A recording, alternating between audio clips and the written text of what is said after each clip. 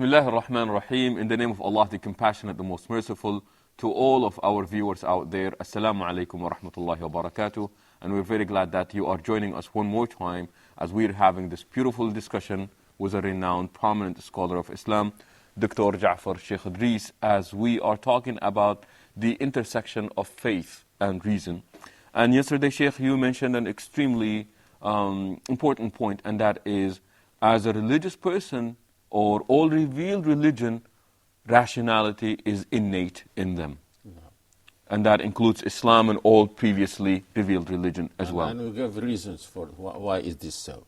Yeah. Yes. And as a religious person, you are expected, as somebody who's not jeopardizing or compromising their intellect in the beliefs that you are believing at this point. No. No. I am reminded of a story. It said that a philosopher sat with a group of farmers, and he wanted to provoke them. And he said to one of them, a very simple man, and he said, how do you know, if somebody asks you, does God exist, what would you tell them? And the farmer said, I would invite them to my garden. And I would say, come and find him there. The philosopher was very offended by this answer, and he said, what if they come to your farm or to your garden, and they tell you that they did not find him? What would you say? And the farmer said, well, I would tell them to look closer. I'm not sure if that was a good answer. It was definitely simplistic one. But it seems that believers at this point are at the defensive, where they would actually have to give a proof that God does exist. Is this something that Islam or previously revealed religions have addressed? Yes, of course. And inshallah, this will be our discussion, I hope, tonight. What is the evidence for the existence of the Creator? And by the way, if the farmer was intellectual, yeah, to some extent, he would have said what a thinker said, that he said it in Arabic, that if you do not know how to express yourself, that doesn't mean that you don't think. Because these are two different things. Because the farmer could have an argument, but it is not the kind of argument that he expresses in a way that convinces the philosopher. Well, does that mean that the argument or the issue here is that people of faith are not able to eloquently state their beliefs? I can't say of faith, because this includes some Muslim philosophers, and I hope I'm one of them. You indeed are. So we argue, of course, we argue, and for example, now because I studied Western philosophy, I can argue with Western people, because I can use their terminology and so on. It is a matter of language. It's a matter of language only. But isn't the question itself ironic that we would actually have to prove that God exists and not them having to disprove that? Yes, inshallah. We'll show that this should not be the case. And when we come to the Quranic argument,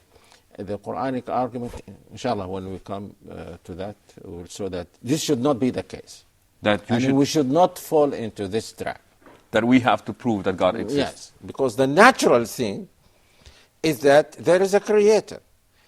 The onus is on the person who denies the existence of the Creator. The burden of proof is on them, not on us believers. No. Well, ladies and gentlemen out there, you are in for a treat, and you are invited to be part of this. Well, in that case, I guess we would have to ask, what are the fundamentals then upon which such a belief is based? Yes, but I think that yes, we said yesterday that there must be a rational argument supporting the fundamentals of the religion.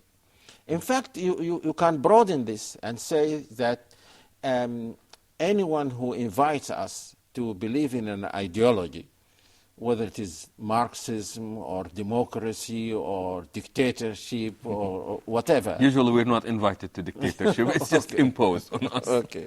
No, some people defend dictatorship. No? So he must give us reasons for the fundamentals of his ideology. For example, democracy is the rule of the people. Why should the people rule? A person can ask. And democratic theoreticians of democracy try to answer this question. Because if you don't give me good reasons why democracy is better than dictatorship, then why do you expect me to agree with you? So we're saying that the fundamentals of the religion must be rationally supported. There must be evidence for the truth of the fundamentals of the religion. And we said yesterday, I think, that, not yesterday, last episode, that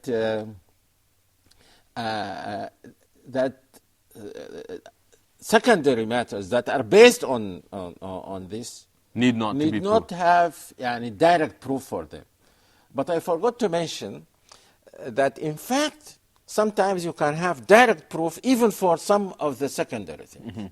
For some of them. This is now, of course, you know that there is a new kind of science called the miracles, the scientific miracles of the Quran. These miracles depend on some of what I called secondary issues, like the development of the embryo. Muslims, earlier Muslims, or most Muslims, believed in this because they believed in the Quran, and this is what God said. Now we are having evidence that this development of the embryo that is described in the Quran could not have been known at that time by any human means, because the means by which this was discovered are new. And it is because of this that some people, in fact, accepted Islam, and I know one of them accepted Islam because of this. So even some of the secondary things, this is not necessary, but even some of the secondary things can be, there can be direct evidence for their truth. And I think what I'm understanding is that the original claim itself needs not to be of a miraculous nature that you have, but it must have some sort of a rational reasoning behind it. Yes. Now, before we come to the fundamentals, of course, the fundamentals, include the existence of God, why God should be worshipped, the truth, the authenticity of the Prophet, the fact that the Quran is the word of God, the fact that there is life after death, and so on. These are the fundamentals.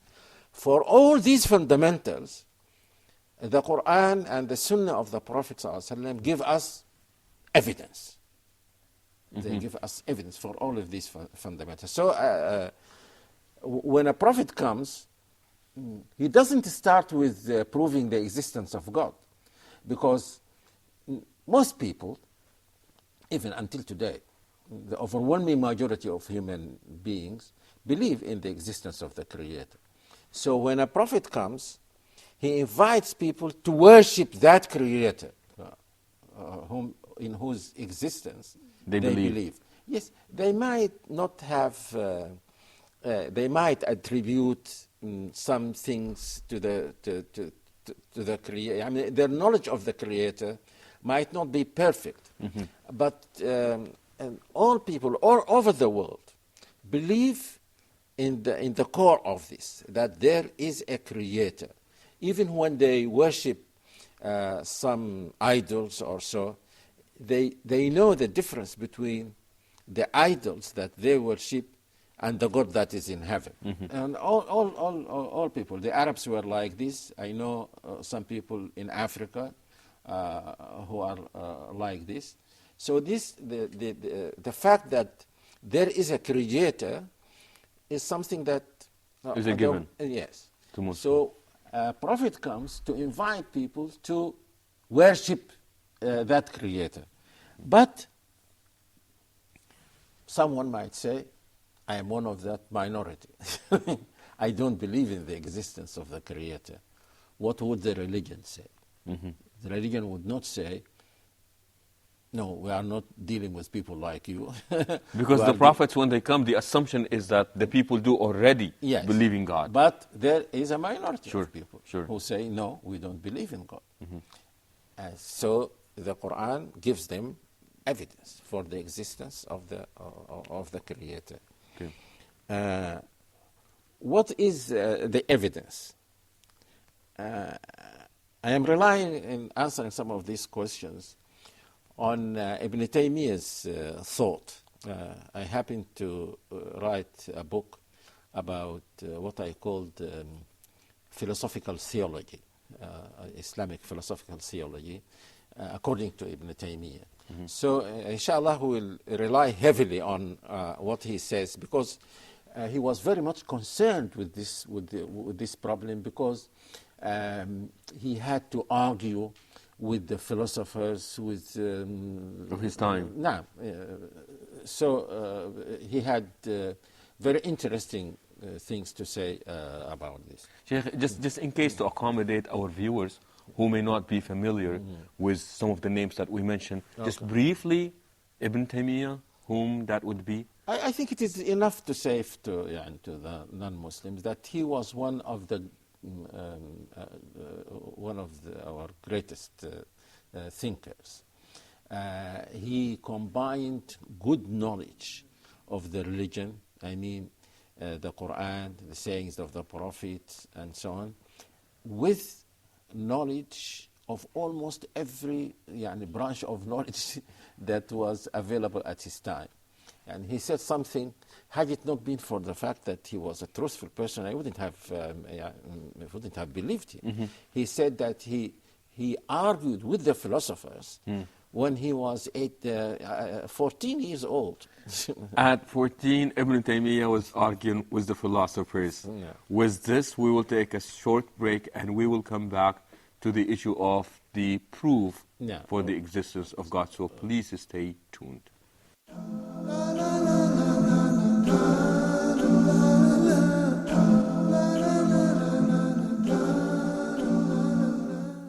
أستغفر الله العظيم الذي لا إله إلا هو الحي القيوم وأتوب إليه أستغفر الله العظيم الذي لا إله إلا هو الحي القيوم وأتوب إليه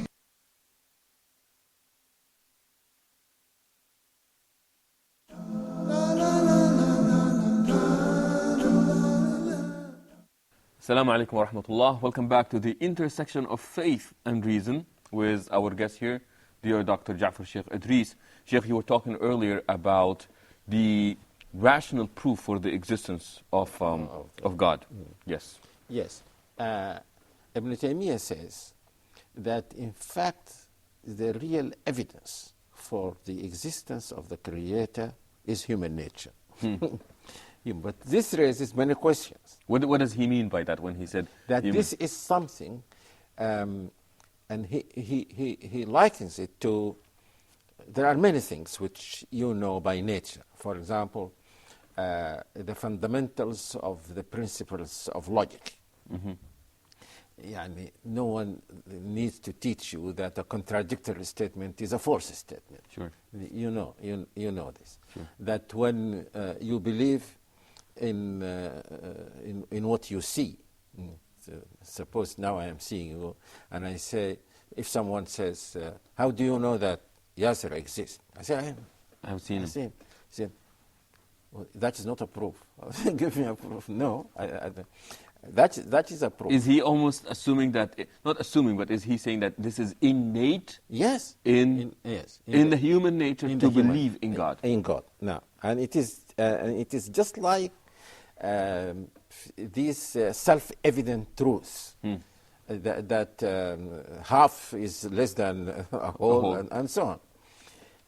Now, but this raises many questions. He himself tries to answer some of the questions. The first question is, what kind of knowledge is this? We know that a child doesn't have this knowledge of the Creator. How do we know that child? He doesn't even speak. And there's a verse in the Quran which makes it clear that when you come out of the womb of your mother, you come out knowing nothing. لا تعلمون شيئا. نعم. والله, that God, when God brought you out of the wombs of your mothers, you came out knowing nothing. And then He endowed you with sight, with hearing, with mind.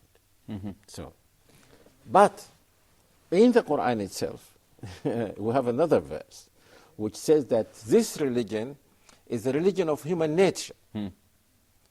And there is a hadith of the Prophet, a very famous hadith, that every newborn child is born according to the fitra. Fitra means original good human nature. The nature which Allah subhanahu wa ta'ala, God put in the heart of every human being at the hour time of of birth. creation. Or Every bad thing is a deviation from this human nature. This fitra. Let us use this Arabic word. Fitra. I hope. And remember, I want the listeners to remember that there is no equivalent to this word in English. And even in Arabic, sometimes people misuse it. But in the Quranic terminology, it means good, original human nature. So it says that this deen is the deen of that nature. So this means that the whole religion has its roots in human nature. And the Prophet says every newborn child is born according to that fitra. Then it is his parents that make him deviate, and it is the devils also that make him deviate from. So how do you reconcile these two? He says that this knowledge develops with the development of the mind. You are born knowing nothing, but then as your mind develops, you don't need to be taught this, even if no one speaks to you about God or anything.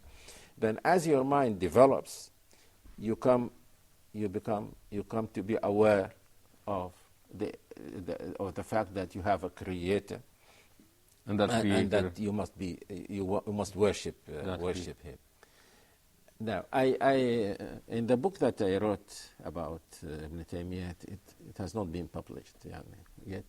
I said this is like saying that there is a seed of knowledge, not knowledge, but a seed of knowledge that germinates into a full-fledged tree with the development of the mind. So this was his first question. The second question: suppose that someone said, "I don't feel this." You're talking about what might be problematic with saying that it is in the nature of humans. Yes. So that was the first objection. Yes. And secondly, a person is saying that I don't feel it. I don't feel it. Sure. He tells him, you must be mistaken, because the overwhelming majority of human beings, there's a consensus on this. So you cannot be right and all these people be wrong. And he mentions here something interesting. He says, when people agree, there's a consensus on something positive, they say, we know this is accepted. But sometimes there might be a consensus on something negative. Sure. They say, this is not true, Sure. we don't know this. Because he said that this might be because of lack of knowledge. But as far as affirming something, the consensus is Of the people is to be accepted. Is to be accepted. Now, again he says, but why do people then deny the existence of the Creator? Sure. No. He said these people are three kinds. The first are just liars. And he's very blunt about it. Yeah, he says they are liars. They know in their heart of hearts that there is a creator. But they don't want to acknowledge this because mistakenly they think that this might not be in their interest for some worldly gains or some. So they deny it. And he gives the example of Pharaoh. Because the Quran says, and they denied it while deep in their hearts. Deep in their hearts, they knew it. They knew it. The second group is interesting. He said, these people are suffering from a kind of sophistry. Sophistry. Sophistry. And he said this can be a real disease. They are not pretending. He says when a person suffers from this kind of mental disease, he can deny self-evident truths. And by the way, the first book that I read, the first philosophy book that I read was Bertrand Russell on the problems of philosophy. And he was explaining the position of the empiricists. Some people who said, how do we know that there is an external world? How do we know?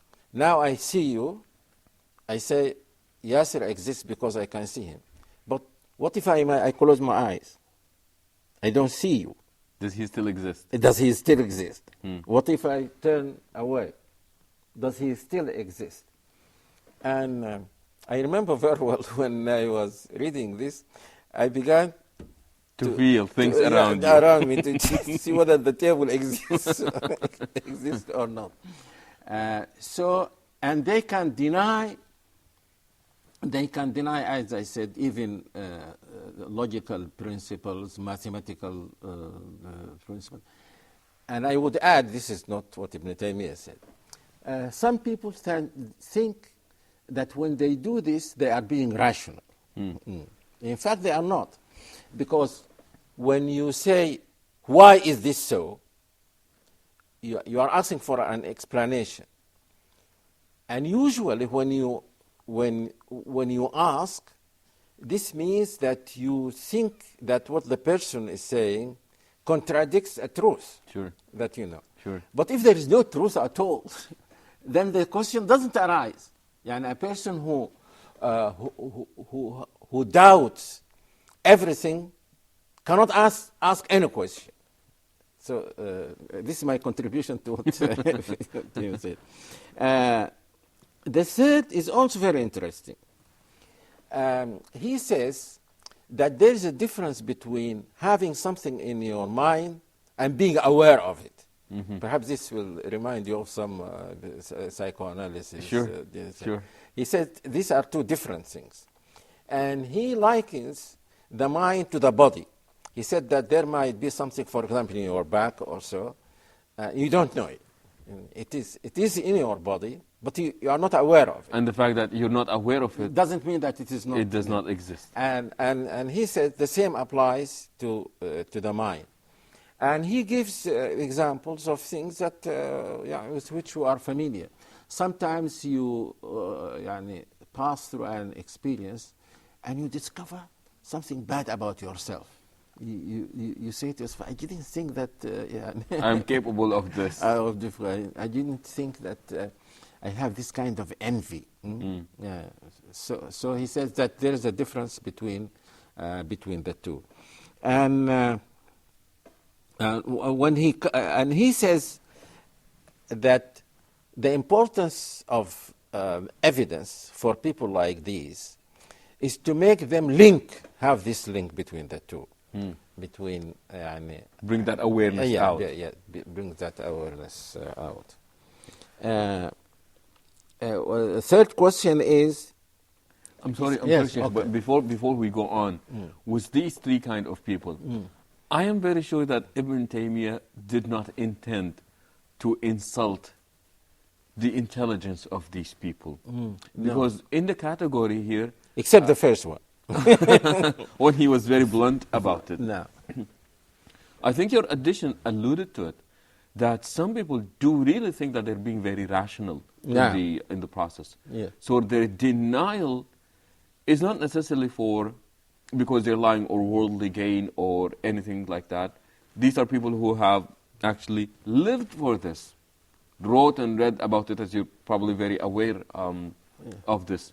We will come back to these people. Yes, but remember, he said he accused only the first, but he was kind of sympathetic with. With the second people. I felt that because he said this is a kind of disease that can be cured. This sophistry, and being unaware also is something that can be. You pass through an experience, and I know one of my relatives who was communist.